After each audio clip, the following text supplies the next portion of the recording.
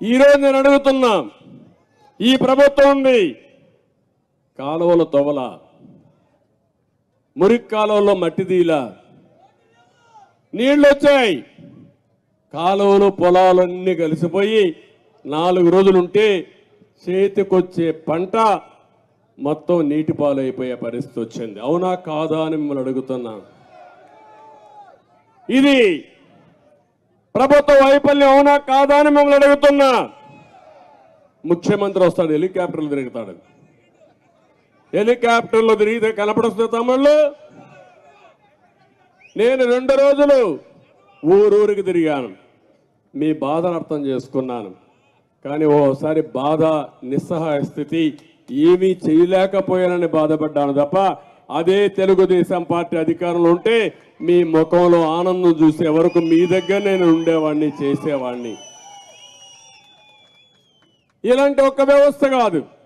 ప్రతి సంవత్సరం job calendar అన్నాడు, ఇచ్చాడు. ఒక్కడికి ఉద్యోగం వచ్చిందా ఈ రాష్ట్రంలో? మొత్తం ఇండస్ట్రీస్ అన్ని పారిపోయినాయా లేదా? పారగొట్టాడా లేదా? వాళ్ళు పోకపోయినా తరివేశాడు. అంటే వాటాల కోసం కక్కుర్తిపడి అందరినీ తరివేశాడు. ఈరోజు నేను ఒక న్యూస్ చూశాను. విశాఖపట్నంలో గాదిరాజు ప్యాలెస్, ఒక అతను ముచ్చటపడి మంచి ఇల్లు కట్టుకున్నాడు. మనం కూడా కట్టుకుంటామా లేదా? కష్టపడినాక డబ్బులుంటే ఇల్లు కట్టుకుంటాం, ఇంకా ఎక్కువ డబ్బులు వస్తే ఇంకా దాన్ని కొట్టేసి మంచి ఇల్లు కట్టుకుంటాం. మన పిల్లలు సంపాదించి బయట నుంచి పంపిస్తే ఇల్లు కట్టుకుంటాం అని చేస్తాం మనం. వీళ్ళు పోతా ఉంటే ఇది ఏదో చూడాలి, ఇది నేను కూడా ఇంకా డెప్త్కి వెళ్ళాలి. పోతా ఉంటే ఆ ఇంటి మీద ముఖ్యమంత్రికి కన్ను పడిందంట. ఇంకా అయిపోయింది ఆ పని. ఆ ఇల్లు మాకు కావాలని వీళ్ళు ముచ్చటపడ్డారు కాబట్టి ఆ ఇల్లు కావాలన్నారు.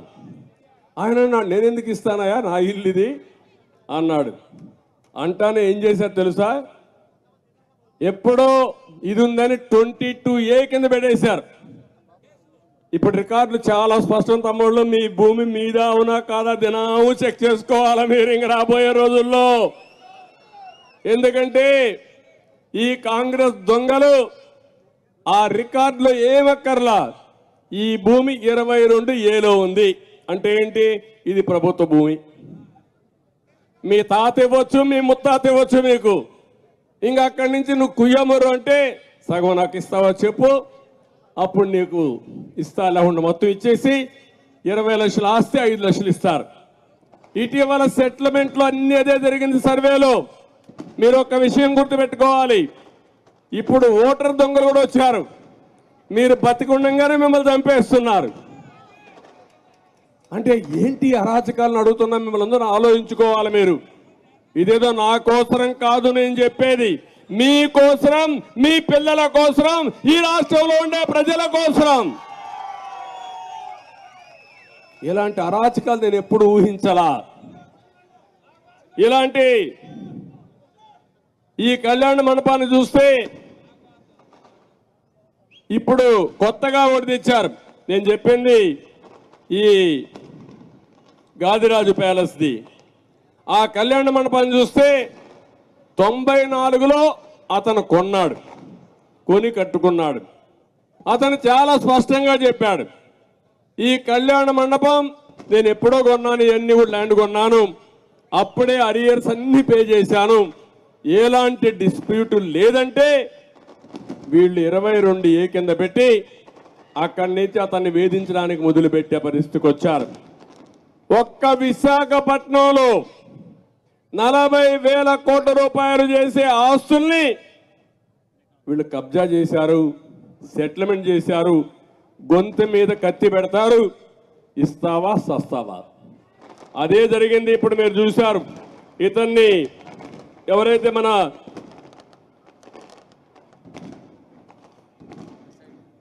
ఇప్పుడే రవిబాబు ఎవరైతే ఉన్నాడో, రవిబాబుని సాయిబాబు ఎవరైతే ఉన్నాడో ఆయన చూశారు. సాయిబాబును చూస్తే ఆయన ఎనలేదు కాబట్టి PD act, preventive detection act, అది పీడీ యాక్ట్ అంటే ఇంకా బెయిల్ కూడా రాదు, ఇమ్మీడియట్గా అరెస్ట్ చేస్తారు. తర్వాత ఎప్పుడో వస్తే 2 ఏళ్లకో 3 ఏళ్లకో బెయిల్ వస్తుంది. అధికారం ఉందని ఇలాంటి తప్పుడు కేసులు పెట్టినప్పుడు ఈ గాదిరాజు ప్యాలెస్ ఓనరు బెదిరించారు. ఇప్పుడు పేపర్లో వచ్చినాయి ఇవన్నీ. బెదిరిస్తే ఆయన భయపడిపోయి ఇప్పుడు స్టేట్మెంట్ ఇచ్చాడు. నన్ను ఎవరు అడగలేదు, నా ఇల్లు నాదే, నా కళ్యాణ మండపం నాదే, నాకేం సంబంధం లేని స్టేట్మెంట్ ఇచ్చే పరిస్థితికి వచ్చారు. ఇక్కడే గుంటూరులో శంకర్ ప్యాలెస్ మీకు చాలా మంది తెలిసి ఉంటుంది, ఐడియా ఉందా? శంకర్ ప్యాలెస్, శంకర్ విలాస్, మా చెల్లెమ్మంటా ఉంది శంకర్ విలాస్. శంకర్ విలాస్ని పాప ఆ తల్లి చెప్పిన రంగనాయకమ్మ, ఆ రంగనాయకమ్మ చేసిన తప్పేంటంటే ఎల్జీ పాలిమర్స్ యాక్సిడెంట్ అయింది, ఇది తప్పని ఒక ట్వీట్ పెట్టింది. అదే ఆ మహాతల్లికి శాపంగా మారింది. నెక్స్ట్ డే ఆవిడని అరెస్ట్ చేశారు. అరెస్ట్ చేసినారుగా కోర్టు తీసుకుపోతే 41A నోటీస్ ఇమ్మని చెప్పారు. ఆ రోజు మేము కూడా సహకరించాం. అక్కడి నుంచి ఆవిడ మీద పడ్డారు. ఆవిడ మీద పడి ఆ శంకర్ విలాస్